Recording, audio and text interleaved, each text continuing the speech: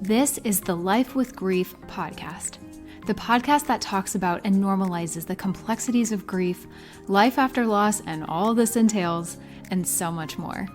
I want you to think of this podcast as a safe space where I'm a friendly face and we're just journeying through this together to figure out how to live life with our grief in tow. I'm your host, Tara Accardo.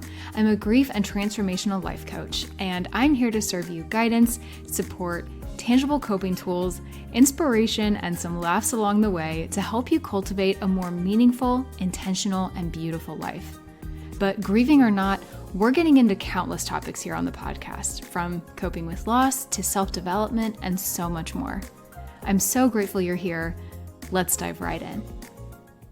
Hi guys, welcome back to the Life with Grief podcast. I'm your host, Tara Accardo, and today I am really excited to get into this particular topic, and it is definitely one that has come up on the podcast before in some of my conversations, but I thought it was really important that we dig into this one a little bit more. I feel like there's even so much more to get into on this particular subject than I can even get into in just one episode here, so potentially more to come.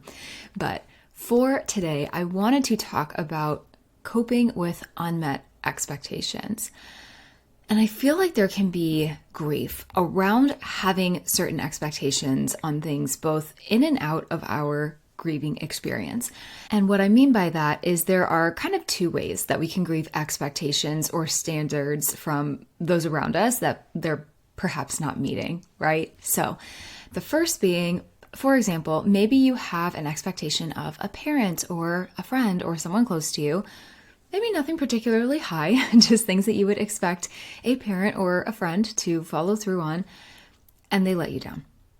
Another way to look at this is more specifically during the grieving process. You might expect people to perhaps be there for you in a particular way, and maybe they let you down.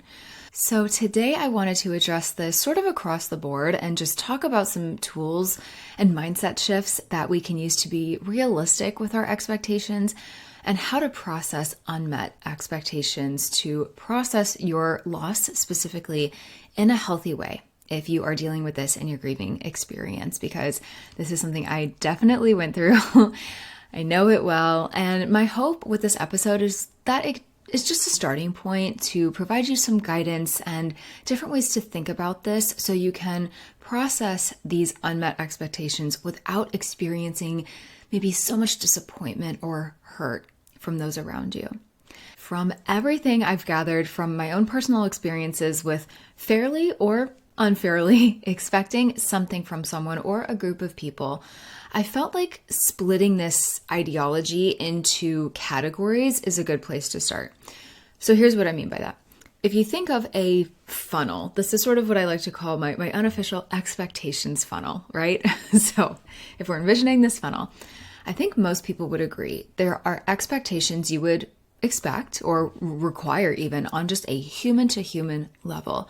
For example, we would expect and hope that most people would not commit some horrific crime, right? Or even non-horrific, just a crime in general. Now, of course, this does happen, but the general expectation is like, you don't do that, right?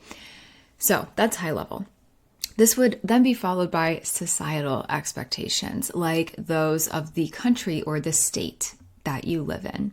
And that's important because, again, of course, if you travel, you know that expectations can vary from country to country or even state by state, for example. Then we have our community expectations, like those within your city. This could also be kind of just societally, or perhaps even a smaller community that you interact with, maybe like a church group or something like that. Then we get more into the nitty gritty. So these could be like familial expectations, a standard you might have of close family or friends who know you better than someone in your community might, right? So this leads us to then one-on-one relationships within the funnel. This is kind of like at the bottom. And these are personally the ones that I think can often be at the core of what can hurt us the most when it comes to unaligned expectations. It might be easier to accept that someone from another culture or from a completely different country behaves differently than you on a societal or community level, right? Like kind of what I just alluded to. Though one could argue that there are certainly some human to human norms that could cross over. So that's what I was talking about sort of at the beginning of the funnel. But when we talk about having varying levels of expectations between family or friends, that's where things can get really sticky. And that's where things can get deep. And that's really the focus of today's conversation, and especially how this pertains to the grieving experience in particular. It's these one-on-one relationships that are really, really critical.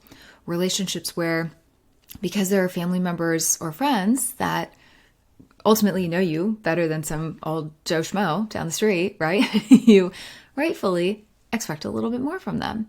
You might expect them to respect you, to love you, to be there for you physically and emotionally, and treat you as they would want to be treated. However, expectations have the potential to get muddied by so many things. Nature versus nurture, poorly communicating wants and needs, the list goes on, and we are only starting to scratch the surface here. But to come back to this nature versus nurture thing here really quick, I want to touch on this because I think this is a super important point. In my experience, I definitely am of the belief that there is a part of us that comes into this world and will, simply based on our nature as a human, have a set expectation level as we grow up. But I think a far bigger part, the nurturing part, can play a really significant role. So what I mean here is if you think about these following questions, right? Like, how were you raised? Who were you raised by? What expectations did they have or did not have, and why? And by that, we could even go even deeper, right? Who were they raised by? Were you raised in a household that was very strict, where really good grades and that doctorate degree or whatever it is was the gold standard? Or were you maybe part of an upbringing that was a little bit more lax, where there was sort of a do the best you can mentality? Or was it a home where there was maybe no expectations, or maybe sadly the child was really more of the parent and perhaps the parent was not around, or they were checked out or whatever? So I really like to kick off this conversation by just like putting that out there. Consider also work experience, other peer groups that you or they might associate with, schooling or education, and the impact that maybe even an educator could have on you. So I just want you to understand, like, there could be so many nuances here that could play a role in developing our expectations of people. So consider all possibilities here. Now, your homework, should you choose to accept it, is to take a step back for a moment and think about this. In every relationship where you might be struggling with managing expectations, whether you are currently going through this, whether you have been through this before, or whether this is something that you might go through in the future, the biggest lesson that I have personally had to learn is this: you cannot expect you from someone else. You cannot expect yourself from someone else. This is incredibly important. Let that sink in and really work on understanding that. You guys, I made this mistake so many times, and I still do without realizing it sometimes, although I've definitely gotten a lot better about identifying when this might be happening. Truly, this statement is so accurate, whether you've lost someone or not. Having expectations of people is totally fair and needed, right? And I encourage you to keep people around you who are aligned with yours. If it is a relationship that is no longer serving you, it is someone that maybe doesn't make you feel your best, or is someone you can no longer trust, it might be time to reevaluate that relationship or lovingly release that person from your life. I have had to do that more so with acquaintances, but there was one friend in particular that I had known a very long time. I still do. I don't consider this person like not a friend, but they had, I'll be very honest, they had disappointed me in such a big way at a very important time of my life as I was about to get married. And they were supposed to be more a part of that process, and they really checked out. They were not communicating very basic expectations were not being met. And it really made me have to come out of the situation a little bit and really think about like, okay, is this like beyond this situation? Because this person had done this to me in the past. And I eventually, this was after my parents died, and I had to just reevaluate, and I had to get to the point where I was like, I don't deserve this. I deserve to have friends or people in my corner that care enough to communicate, to care enough to check in, to care enough to share what's going on. And it just felt very one-sided. So this is a great segue into my next point, and that is knowing your worth. Know what you mean to someone. And if they are not bringing that quality into your life, it might be time to have a tough conversation, or at least reevaluate that relationship in the example that I just gave. You might have to rip that Band-Aid off, because the last thing that you'll want to do in this lifetime is be left wondering or wanting more out of people. That is where a lot of ruminating thoughts can live. That's where we can get into a very dark place. But so much of that power is within us. And I'm really excited. In a little bit, we're going to talk about this idea of this let them theory. And you may or may not have heard about this, but stay with me because I'm really, really excited to talk about that.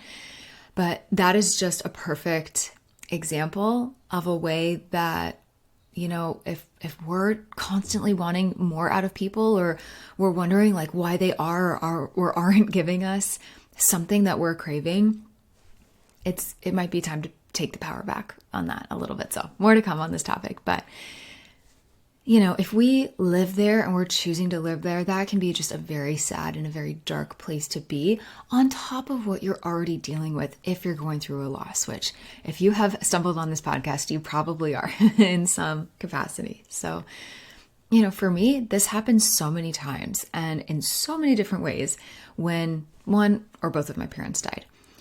Now, did I always have that tough conversation about my disappointment every single time, like I just mentioned? Absolutely not.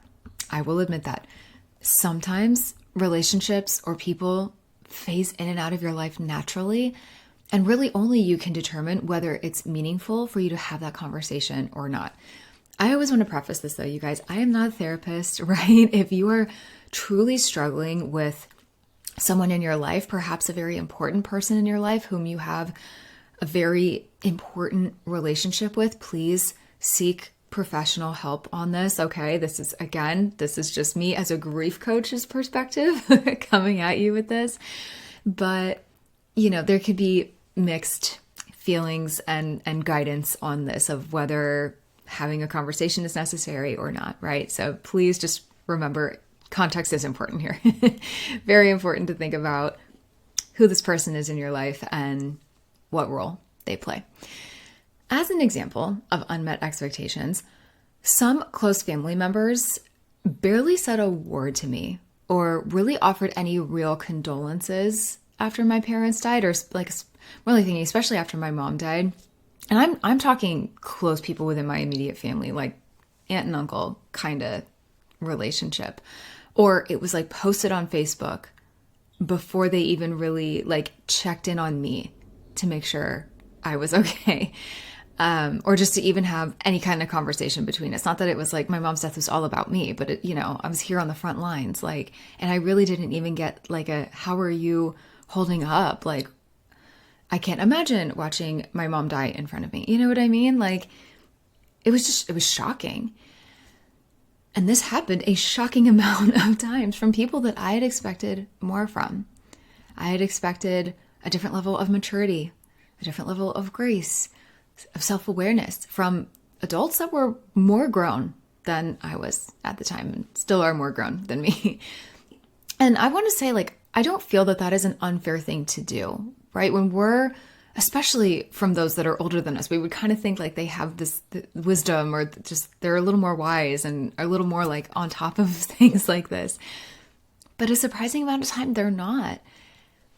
At the end of the day, like, they are just humans on this planet too, right? And not everyone is so on top of it at times. Not everyone has that awareness.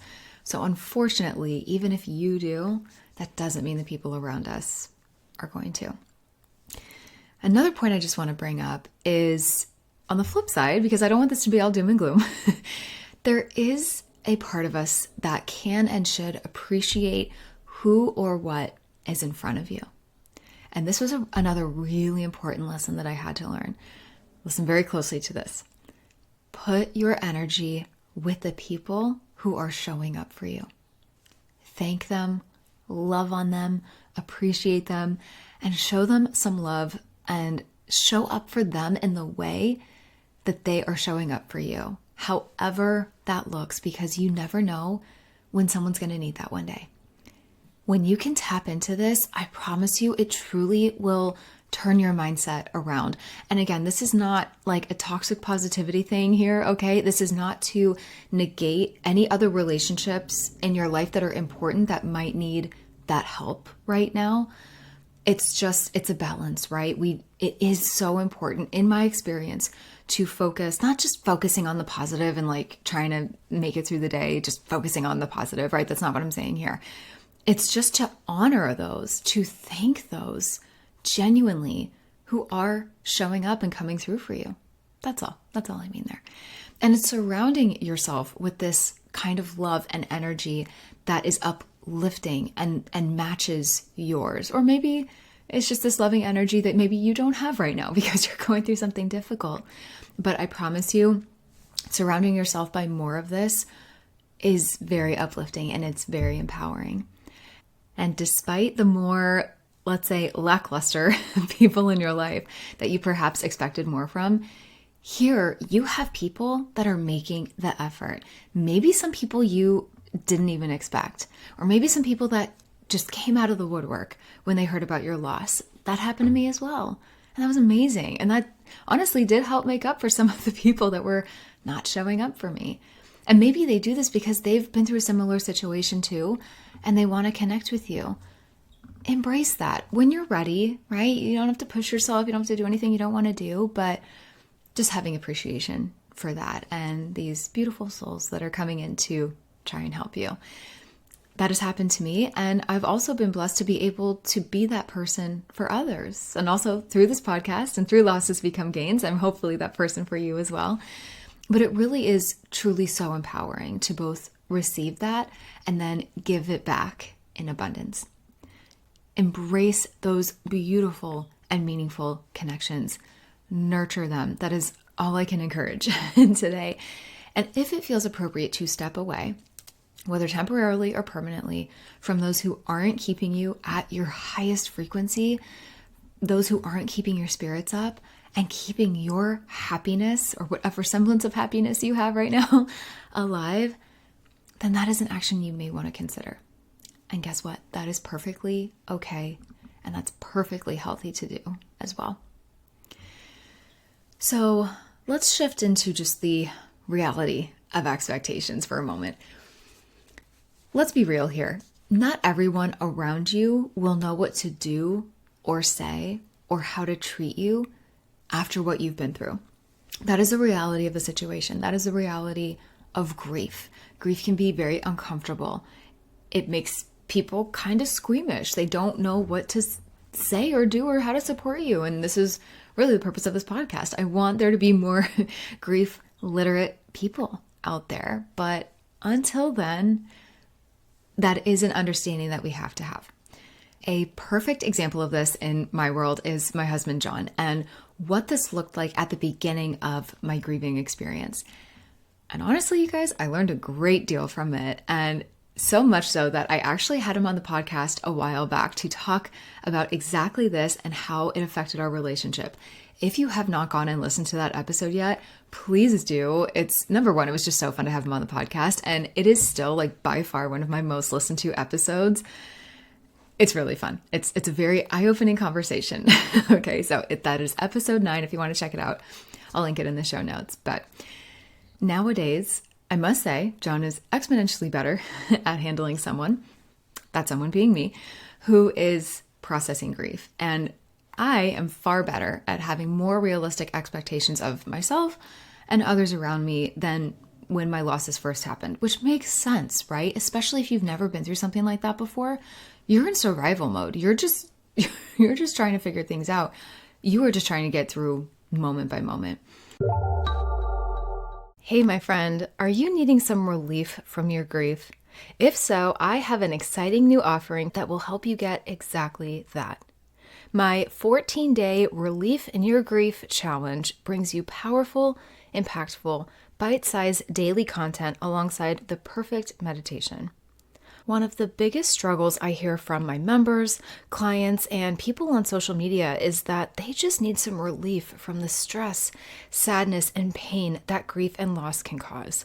But here's the thing. So many people are lost and unsure about where to start. This can feel like a huge thing to tackle, so we are doing it together, and we're starting with just 14 days. Give me 2 weeks and I will help you begin to take that anxiety, heartache, and anguish and turn it into peace, clarity, and hope as you move forward with your grief. Seriously, what do you have to lose by joining? Challenge your grief and give yourself some relief, my friend. I have no doubt this 14 days will be an inspiring, uplifting, perspective-changing experience for you. Join now through the link in the show description. So because of that, for me, that was not the case at first. And getting to where he and I are now took time, and it took a lot of communication. And I will say, a lot of aspects of my grief, and of course, just the deaths of my parents, was very important in terms of why and how I formed Losses Become Gains in this podcast in the first place.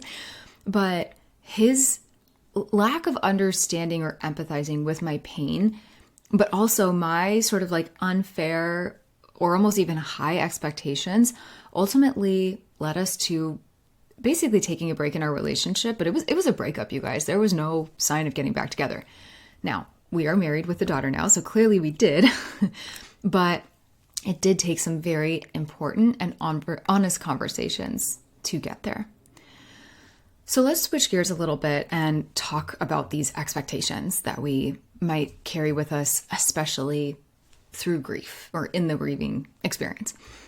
Whether it's a significant other or some other family member or friend that you are just not aligning with, just to dig a little bit deeper and just to keep using this as an example, I'll just continue using John. So let me preface it by saying that he has been very lucky in that he has not experienced much loss at all. Like, he will even say, I have not been through a traumatic experience, a traumatic loss. He's lost a family member or two when he was much younger, a couple of dogs that he wasn't particularly bonded with, but no person that he was remotely like that close to. Nobody like a parent or a sibling or, just this devastating loss that can bring you to your knees.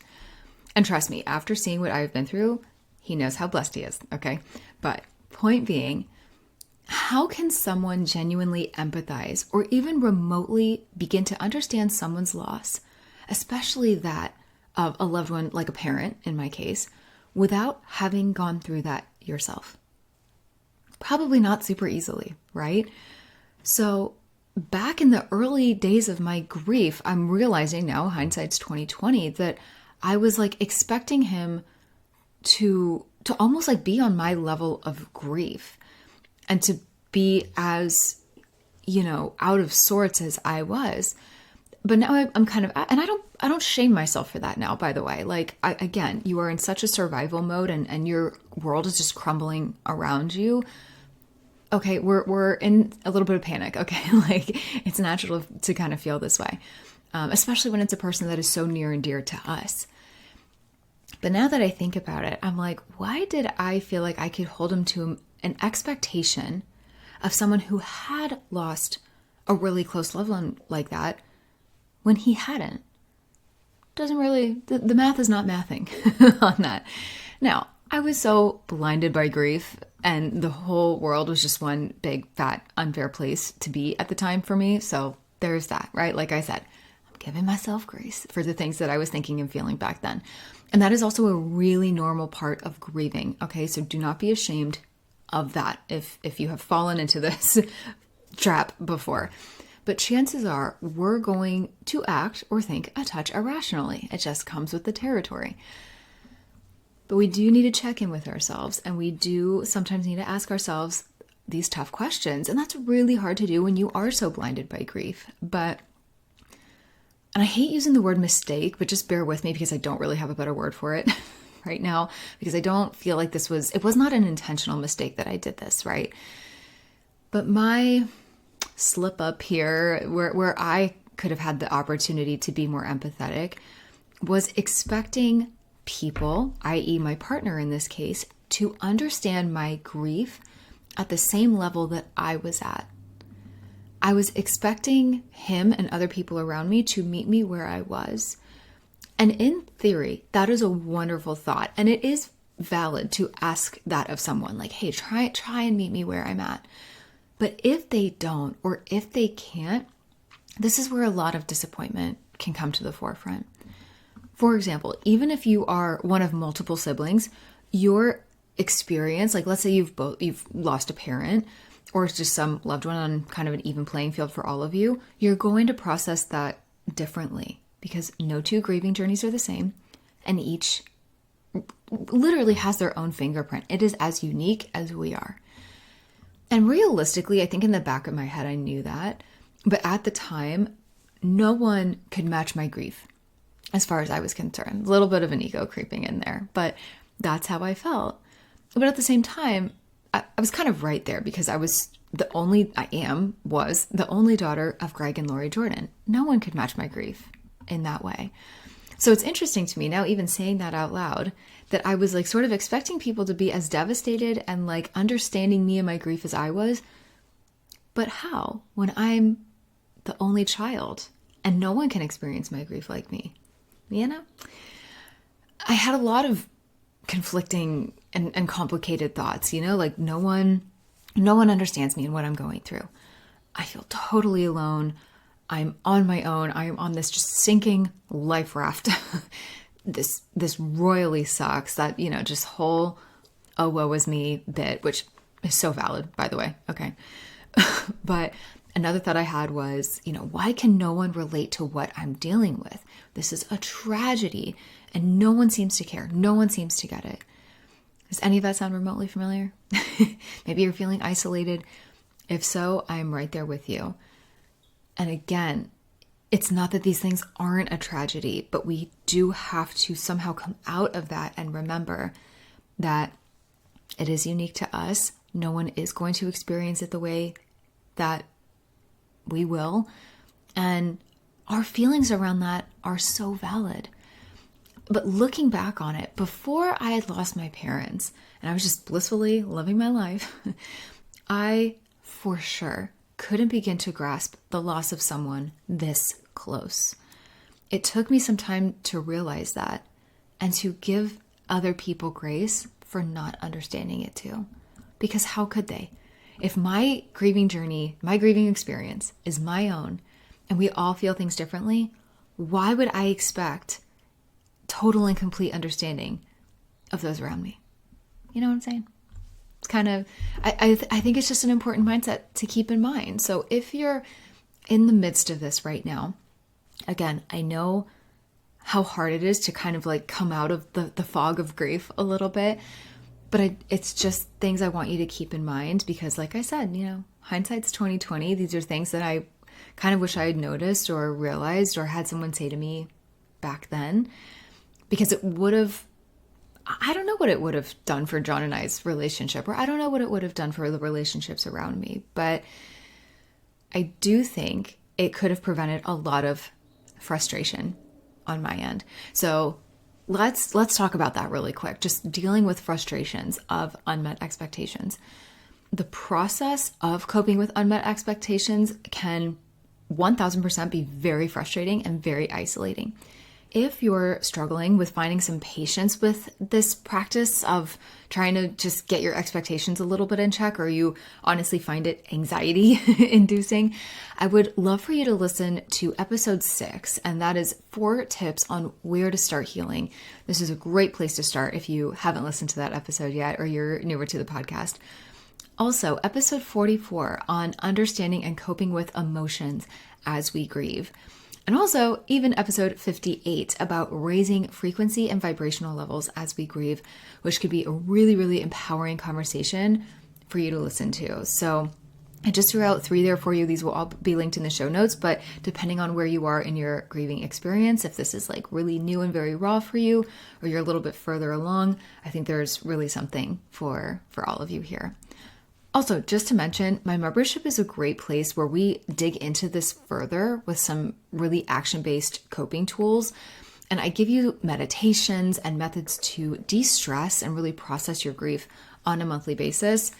Anyway, it's really great, you guys. Check that out in the show notes if you're interested. But I bring that up because it can be really hard to like bring ourselves back down to earth again a little bit. Sometimes we need help, or we need some guidance or some support or some tools to do that.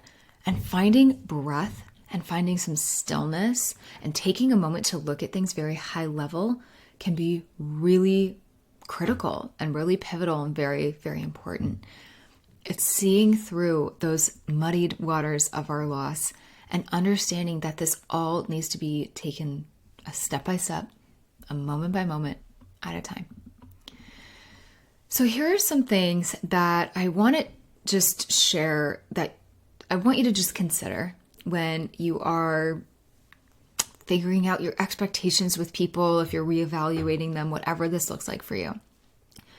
Before you inadvertently, or maybe even knowingly, not judging here, jump down someone's throat or expect them to grieve the way that you are, or just treat you in a certain way as you're grieving, or be as hurt as you are, or treat you a certain way, consider the following things.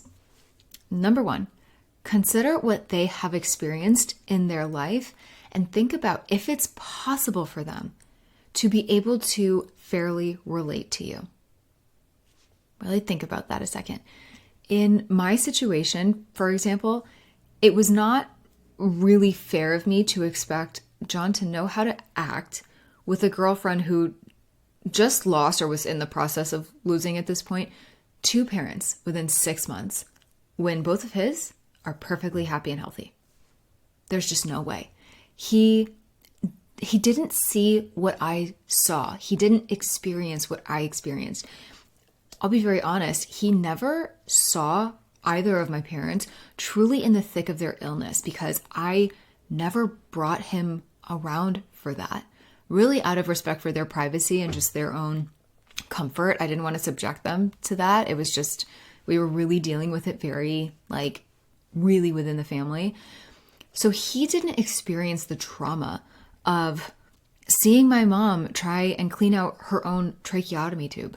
He didn't see my dad and I in the hospital room with her getting trained on how to do that for her. He didn't see my dad lying in bed, not being able to basically form a sentence properly because his cancer had spread to his brain without me knowing. There are just some really gritty, raw stuff that is very traumatizing. And many parts, honestly, were worse than that. I will spare you. But the point being, if he was spared from all of those horrific things that would cause me to feel my hurt so deeply, and also just being my parents and watching them basically, die in front of me, then who am I to judge his reaction? He was doing the best he could at the time. I was doing the best I could at the time. And that's why, again, you guys, I just say with these expectations that we have of people, we have to give other people grace, but we also have to give ourselves grace too. And that brings me to my next point. Consider that they have or had a different relationship with the loss or the loved one, if that is the case for you, than you did. It wasn't exactly fair of me to expect John to be as torn up about my parents as I was. Not that he didn't love them. In fact, he loved them very much. He's said that many times. He will still say to this day, I miss them too. I mourn them too. And while he loved them, of course he didn't know them nearly on the level I did. I mean, come on. They created me, right? They were my parents and I had a right to be upset. But where things went kind of sideways is I took it out on him. But the thing is, it wasn't his fault that they were gone. It wasn't his fault that they were dying. But I treated my relationship as a punching bag. It's kind of the best way I can put it. And again, I think back and I do have patience for myself in that time. I don't look back on those times and shame myself because, like I said, I had never been through something like this. I was in such a state of like fight, flight, freeze, survival that I didn't have the best or the healthiest coping tools or coping mechanisms. I didn't know what I didn't know. But now I do. And this is why I love to help people like you if you need it. And just things to keep in mind. All right. So this leads me to my next point. Consider how someone might process a loss. Some people are more outwardly emotional. Some people process their emotion more internally. And there's about a million levels of that in between. Just to keep using John as my example here, he is not a particularly emotional guy. I would consider myself maybe like average on the scale, as far as maybe even like a little bit below average, to be honest, as far as like being really emotional about things. But I can think of members of my husband's family, for example, or even some friends around me that are far more emotional than I am or than he is. So think about that. If there is a disconnect between how you and another person in your circle right now process emotions and process grief, remember we talked about nature versus nurture earlier, that could lead to unmet expectations. Maybe they're not comfortable with being so in it with you. And that's really sad. I know that. But in fact, I was just talking to a client the other day and they were sharing with me that, there are people within their circle right now that have just absolutely crumbled. But meanwhile, this beautiful client of mine is like, they're going through some anticipatory grief right now. And they're like, there was no option for me not to be strong for my loved one. That wouldn't even cross my mind, right? But just goes to show that not everyone around you might have the strength to do that. And grief does that to people, and that's okay. We need to give grace on both sides of the spectrum. But, you might be going through this awful situation and not understand how maybe it makes them emotional, or you might not understand, like, how are you not showing up better right now? These are fair questions to ask. I never want anyone here to feel guilty for wondering these things, whether to yourself or aloud, but it's the nature of this beast that is grief. And another good example of this is maybe how they are literally responding to you as you are sharing how you feel. So maybe you're just often hearing like, yeah, I hear you. That must be difficult, or yeah, that must be really hard, babe. Can you tell I've been through this a few times, right? Those were things that I heard my then boyfriend, now husband, say to me, like, because he didn't know what to say. And he even admitted that in episode 9. He was like, I didn't know what to say to you. I didn't really know how to support you. I'd never been through this.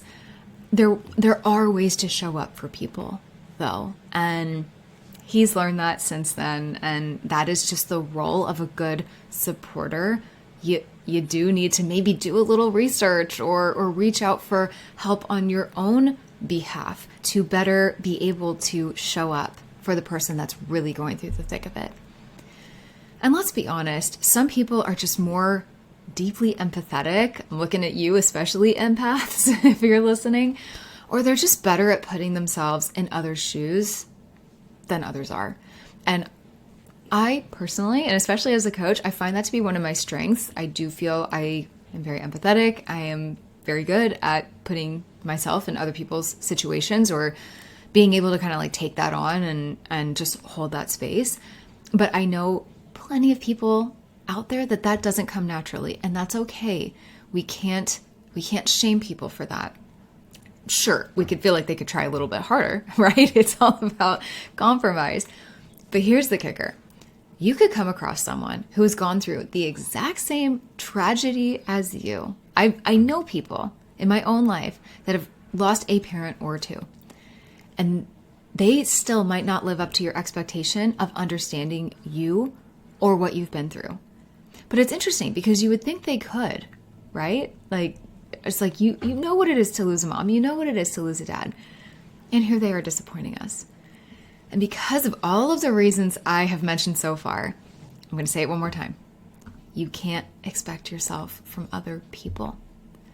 Just because you sent your best friend flowers when they were going through something difficult or something even wonderful, right? Whatever the occasion was, doesn't mean that you can or even should expect that from them.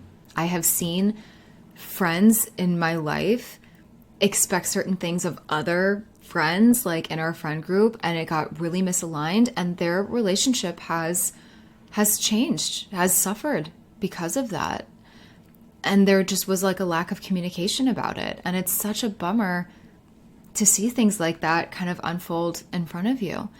Another example, just because you set up a meal train for someone so they wouldn't have to worry about cooking for a week doesn't mean you can or should expect that too. It's lovely too. Of course, we can hope. And I hate to sound so cynical here because I am not normally like this. If you know me, if you've listened to this podcast before, I'm a pretty positive and pretty upbeat person. But it's just, especially when it comes to coping with unmet expectations in the grief experience especially, this does show up differently. And that being said, they might show up for you in ways that you didn't expect. So, there could be some positives here too. Like I said, it's not all doom and gloom. But the thing with grief, like I was saying earlier, it can make people uncomfortable. Not everyone knows how to navigate it or what specifically will help you. And what might be helpful for one person might not be helpful for another. So it's all just important things to keep in mind here.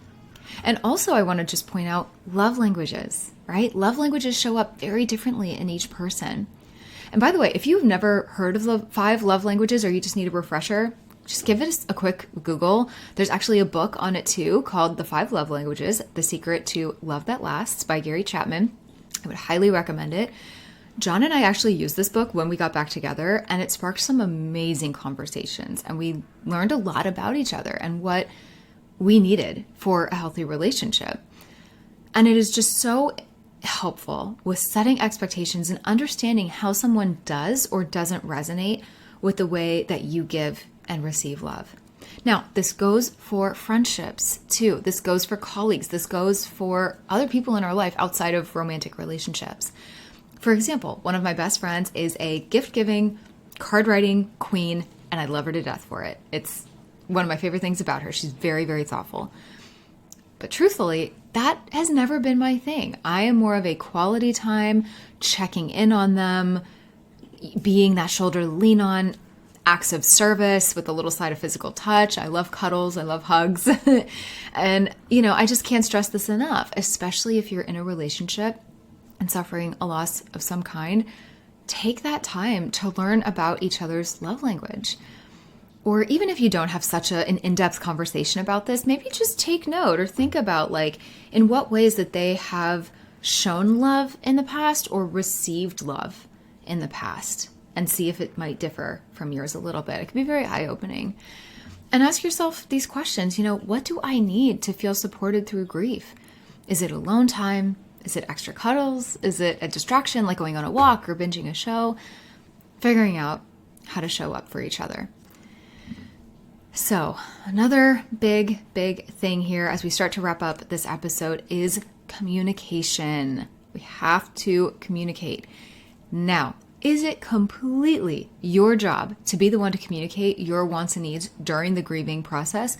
No, absolutely not. I would argue no, at least. You've got a lot going on, and perhaps communicating anything at all is a chore right now, let alone communicating that well. Maybe you just do not know what you want. You don't know how to say it. You don't know how to ask for it.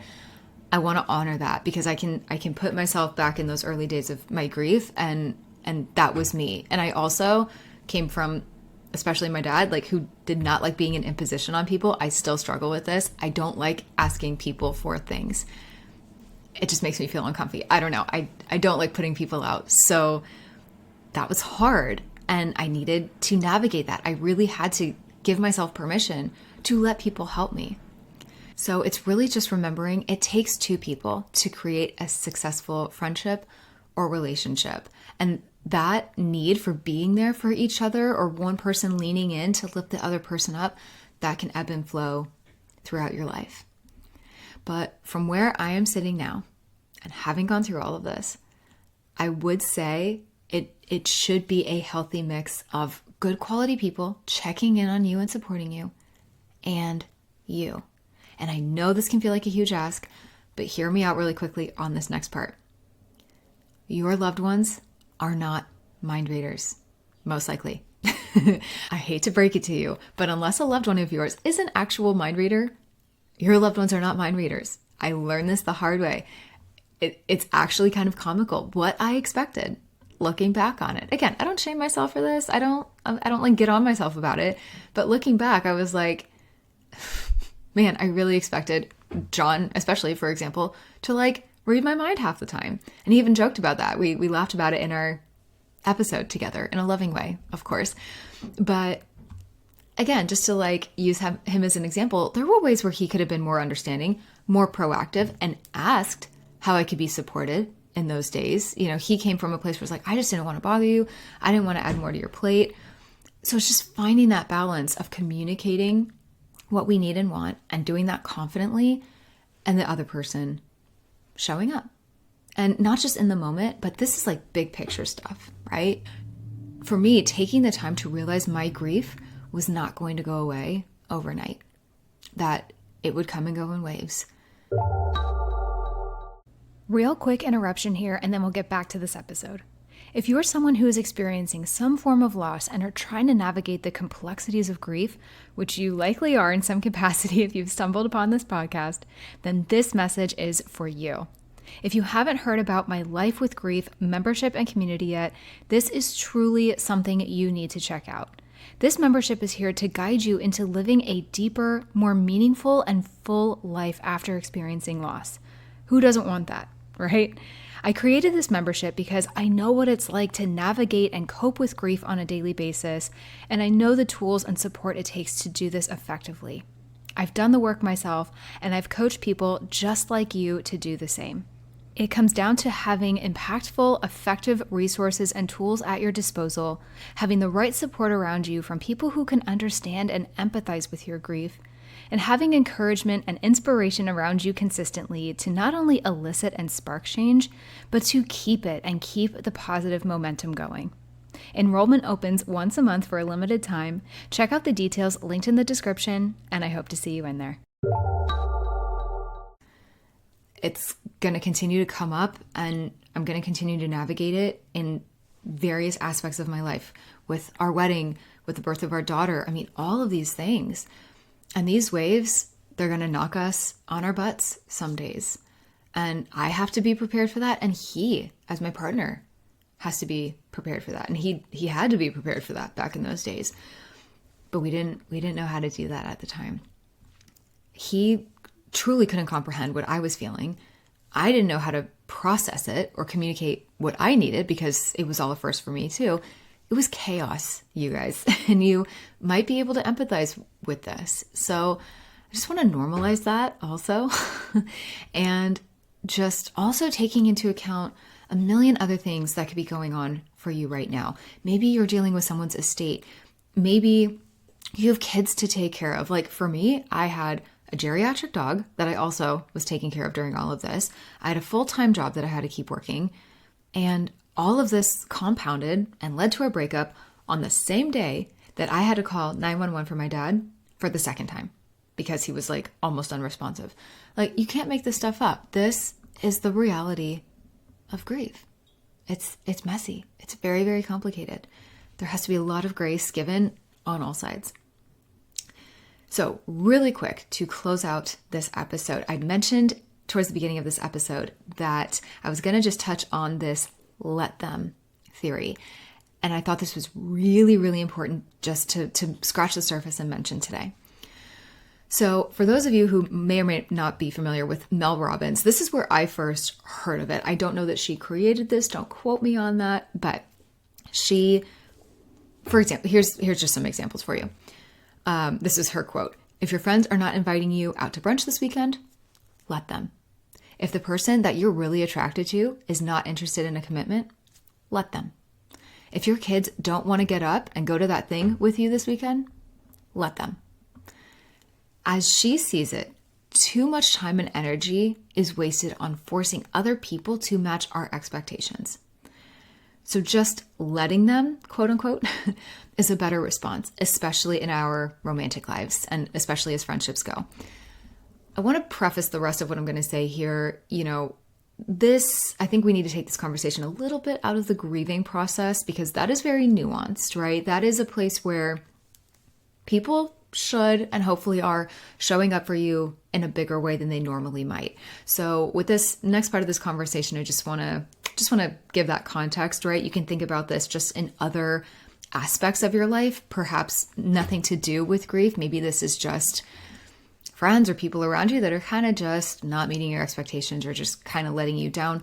Or maybe you're just feeling a lot of thoughts and ruminating thoughts on people just letting you down lately. So she goes on to say, the truth is, if somebody is not showing up how you need them to show up, don't try to force them to change. And I do actually feel this is relevant to the grieving process for sure, for all the reasons we talked about today, right? We are products of how we were born, how we were raised, just so many environmental factors. Let them be themselves, because they are revealing who they are to you.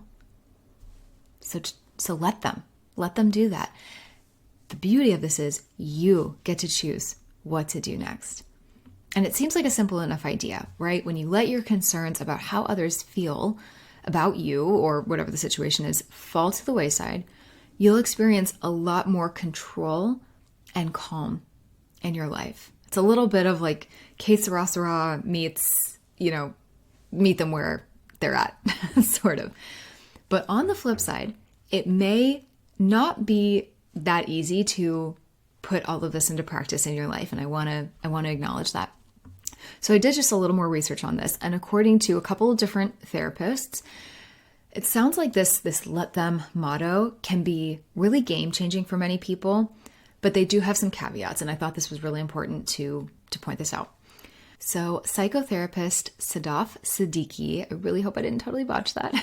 He practices in New York, and he said, as a psychotherapist, I think this approach could be useful to people who tend to internalize other people's behavior, struggle to allow others to have autonomy, or engage in anxious attachment patterns. Others may not find it as constructive, including people pleasers, since they are more prone to letting people supersede their needs and wants. People pleasers generally allow others to do as they wish without any consideration of how their behaviors might impact others. So this let them approach might prevent them from speaking up or being heard, which is not what you want, right? You do want to make your needs and wants known to make sure that they are getting met. Another therapist, Jennifer Chappell Marsh, who is based in San Diego, mentions that she generally likes this let them theory as well, but she had mentioned in this article I was reading that it reminds her of a personality psychology concept that she emphasizes with her clients called the locus of control. So this was actually a theory developed by an American psychologist, Julian B. Rotter, in 1954. And the locus of control is the degree to which people believe that they, as opposed to outside forces, have control over the outcome of events in their life. And as a concept, it plays kind of nicely with this let them theory when you let your friends go to brunch without you and then consciously choose to do something fun by yourself or with another group of friends. And that action on your part is essential to this. And you're seizing back some of that control and just refusing to let external forces ultimately ruin your day, right? And as we're grieving, this is especially important because our day can already feel like it's ruined before it even starts, right? So what she says here, I'm just going to quote her real quick. She says, it's about understanding where our influence ends and accepting that some things are beyond our control. We can't control others, so instead we should shift focus on our own actions and responses. Context really matters too, though. And yes, it's important to let your partner, for example, have autonomy over making their own decisions, pursue their goals, and decide what they want to do with their time and what they want to do with their life. but it's sometimes just as important that you express how their behavior impacts you.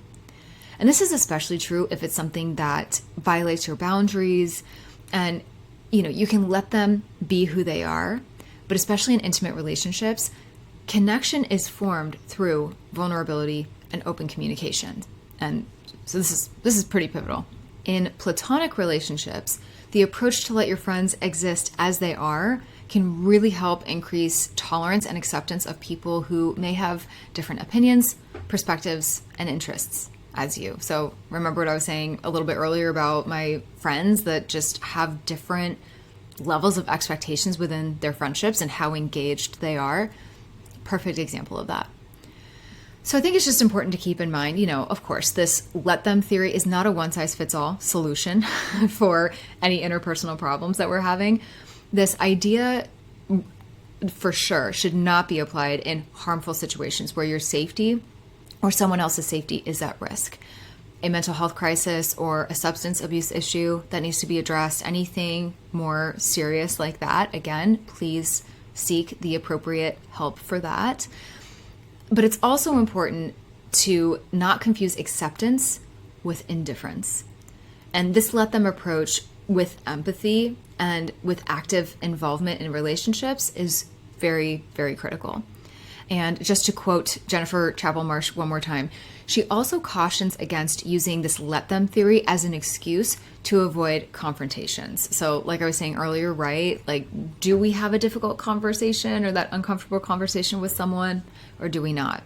And so what she says here is sometimes difficult conversations are necessary for resolving issues, and avoiding them can lead to more problems in relationships. And also just in my own experience, I've noticed it can also lead to some resentment. So we have to be really careful. As an overall approach, though, it seemed to me that these therapists and psychotherapists overall thought the theory could help people feel more empowered and have more agency in their life. And one of them said, I like that let them promotes a stance of non-judgmental acceptance, especially in situations we cannot fully control, which, if you think about it, is most situations. And I just thought that was a great place to leave it, because whether it is grief, whether it is a completely non-grief related situation, there is a lot of things that are out of our control in our life, right? We cannot control other people. We can't control how they react to something. At the end of the day, all we can do is control our thoughts and our actions. So this is just something I want you to consider as I leave you here today. But this let them theory just really spoke to me, and I just thought it was very timely and prevalent to put into this episode. But listen, my friend, if you have made it this far, do yourself a favor and check in with yourself. Allow yourself to sit or lay, eyes closed, in some quiet if you can. Sit in your car, a salt bath, nature, whatever, and ask yourself how you are. Like how you really are. Ask yourself what you need. What would spark joy for you right now? How you need and want to feel supported? And what do you humbly ask of those around you? Do that and say that. And the truth is, they might not know exactly what to say or do. So you have to find it within yourself to either tell them or be honest with their feelings. The truth is, they might not know exactly what to say or do, and that's okay. And you might not know what to say or do, and that's also okay. All you have to do is find it within yourself to tell them if you feel you really need to say something, and just be honest with your feelings. Be honest about how your loss is affecting you. Be honest about what kind of support you need. Don't keep the ones who love you in the dark, and deal with your expectations and your grief head on. And if you do this, listen, I can't guarantee it's going to be an easy road. I never try and make any promises or guarantees here. But the more in check we are with this and the more realistic we are with our expectations, I assure you, you will have a far more peaceful and pleasant coping process. All right, my friend, that is all I have for you today. Thank you so much for hanging out with me through this episode. A lot of really, really important stuff here. I really hope you felt maybe some mindset shifts or just some things come up for you throughout this episode.